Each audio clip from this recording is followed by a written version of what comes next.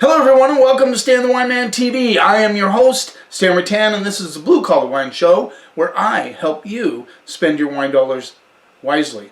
Whether it's $200 or $5, I'm here to help you decide if it's worth spending your money on.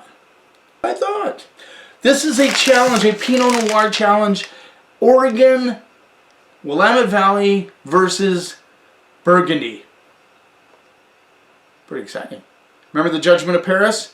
Well, in the Judgment of Paris, a couple of the U.S. wines beat out the French wines. It was a big deal back there in the 70s, 76, I believe. They had a movie about it. Pretty cool. That happened. So a lot of people love Willamette Valley Pinot Noir. I think it's the closest you can get to Burgundy-style Pinot Noir in the world. I think I've tried a couple of South African Pinots that were, kind of leaning that way. So let's get on with the challenge. Before I begin, though, I'd like you to think, where do you like to buy your Pinot Noir from? Now, a lot of people stick to Burgundy. A lot of people stick to Willamette Valley. A lot of people like their California Pinot Noir, Santa Lucia Highlands, Sonoma Coast, those places where they do very good Pinot Noir. And where's your favorite place to buy Pinot? Let's get started. Make a comment on that. I like getting the comments. It's fun. I like responding to them. Number one.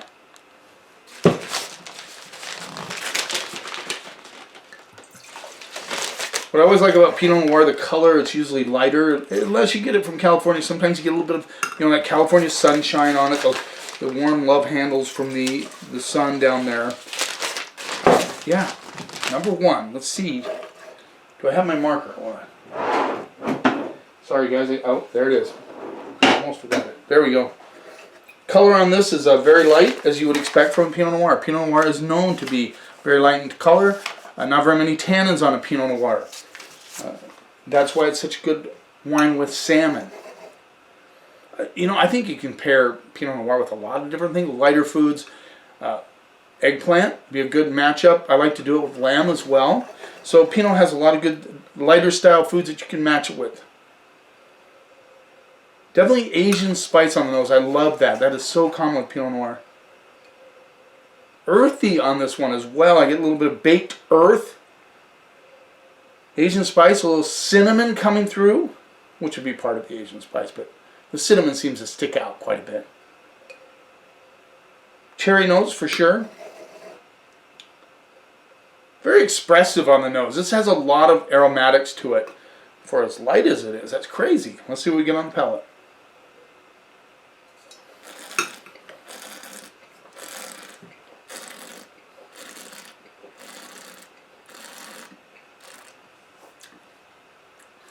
This is a beauty. Good balance across the palate. Very seamless. Like I said, you don't get tannins in a Pinot Noir. The grape just doesn't do that. Pinot Noir is such a tough grape. It's a very difficult grape, but a lot of winemakers love that challenge of creating good Pinot Noir because it is difficult.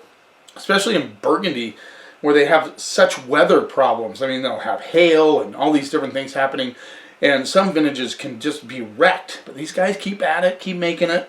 They've been doing it for hundreds of years.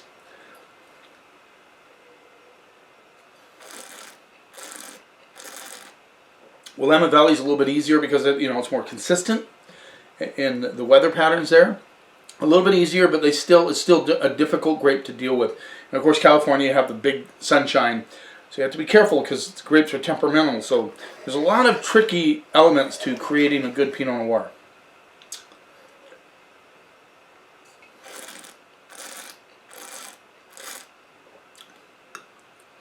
This is like, I don't know how to describe this. It's like, has power to it, but it's so elegant and delicate on its feet.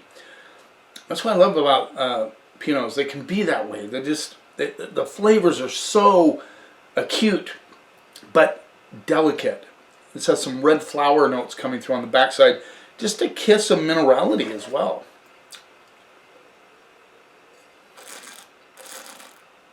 And the bouquet just nails you as you're drinking it. Just boom, right up the nose, Yeah, very well made Pinot Noir. Good complexity. Oh, this would be absolutely fantastic with salmon. fantastic.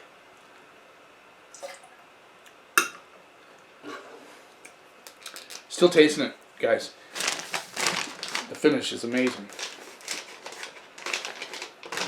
All right, let's move on to number 2.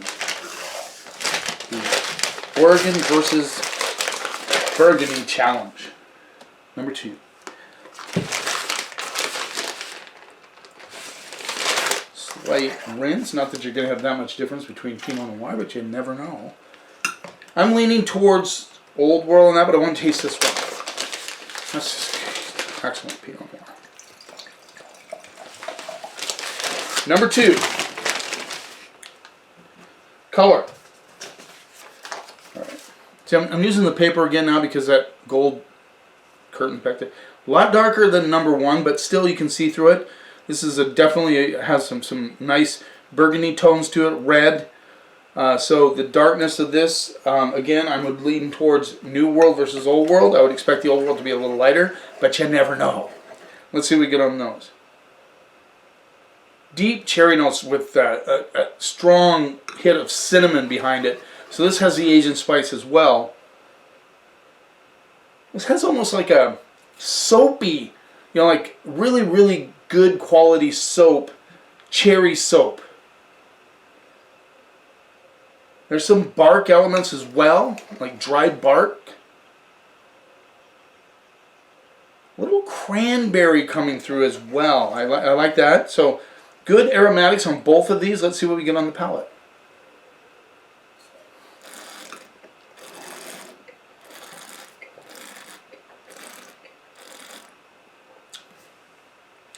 Very candy-esque. I mean, I get candied cherries with a nice sprinkle of Asian spice like cinnamon.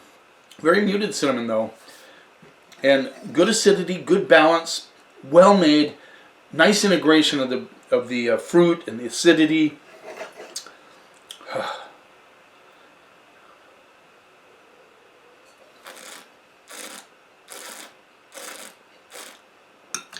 Bark notes kind of hit on the mid palate and go into the finish.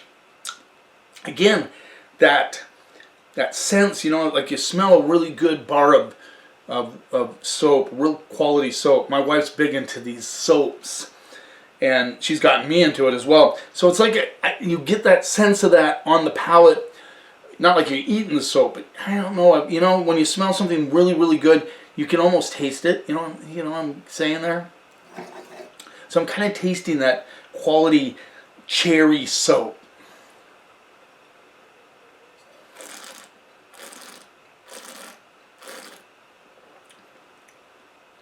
Then the Asian spices really kick in on the back side into the finish. Well-made Pinot Noir. Definitely more candy-esque. There's a little bit more fruit to this one. So I'm going to go New World. I'm going to say this. Number 2 is Willamette Valley, Oregon. Or Oregon.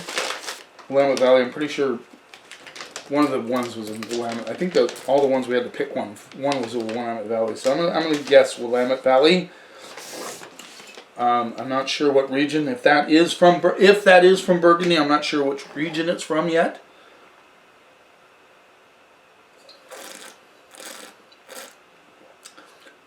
I'm going to save that one. I'm not going to dump it.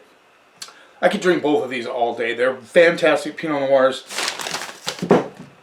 In second place, number 2 with an A. Okay, an A, guys. You can only imagine when I gave number 1.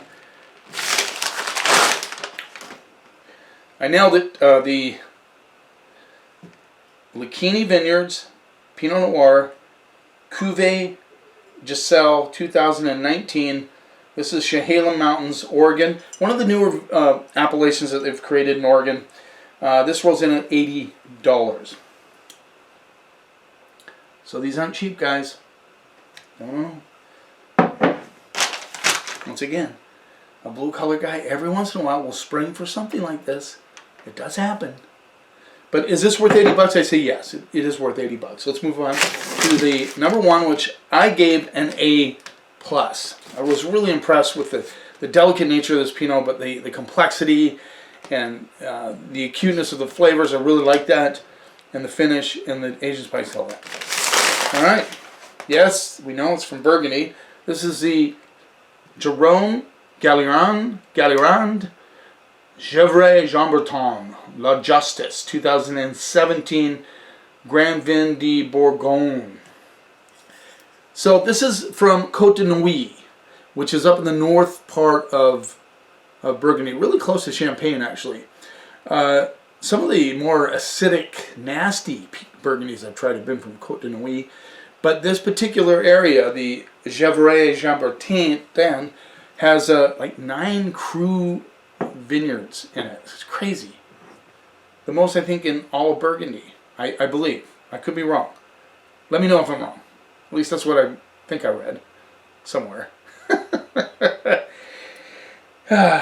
This rolls in at $73. 73. That's a value for this wine. You know, you got 80 to 85 bucks. I'm saying you can get it for 80. I think on the website for the vineyard it was 85. That's 73 bones for a A+ wine is a ridiculous value in this type of wine. Just saying. So, there you have it. This time, Burgundy beat out Willamette Valley. It won't happen every time, guys, because we will do these again. I know you guys enjoy these blind events, and I'm hoping to do more. They're a little bit harder to set up because, you know, I can't know what's in the bag, blah, blah, blah, so my wife has to help, whatever the case, or I have to put them in the bags, go to work, come back and forget what was in the bags, and then number them, and et cetera, et cetera. So there's a lot of different ways I can do it, just so it's fair. And anyway, I hope you enjoyed this. Where do you like to buy your Pinot Noir? Where's your favorite area? Let me know. Thanks for taking a little time out of your day. I really, really appreciate your support. Don't forget to subscribe to my channel. And you keep watching, and I'll keep helping you spend your wine dollars wisely.